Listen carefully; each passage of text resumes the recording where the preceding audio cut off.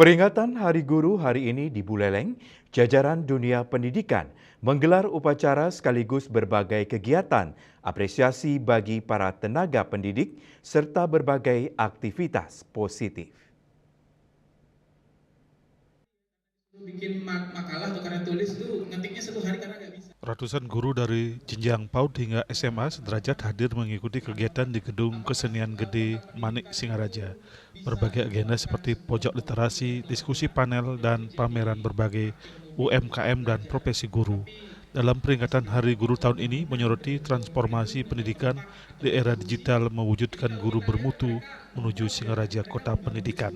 Kota pendidikan yang telah lama digaungkan di Singaraja. Selain menjamurnya pusat pendidikan dan vibrasi positif kota, di era digital guru harus berpacu dalam mengikuti perkembangan teknologi yang terus-menerus agar pendidikan tetap berlangsung dengan baik.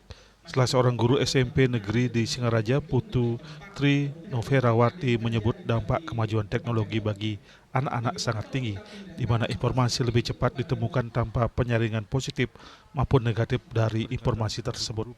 Itu jauh sebelum guru-guru memberitahu, mereka sudah tahu duluan informasi, entah bahasa-bahasa baru yang mereka tahu, itu sudah banyak sekali mempengaruhi anak-anak kita. Tapi ada dua dampak, ada dampak positif dan negatifnya. Dampak positifnya anak-anak jadi tahu informasi yang memang penting. Yang kedua ada bahasa-bahasa baru yang sebenarnya kita tidak kehendaki. Itulah yang perlu kita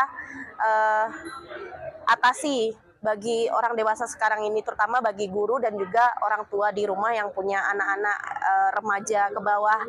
Itu kita perlu filter untuk anak-anak kita agar mereka memaksimalkan dampak-dampak yang positif yang mereka dapatkan dari transformasi digital era ini.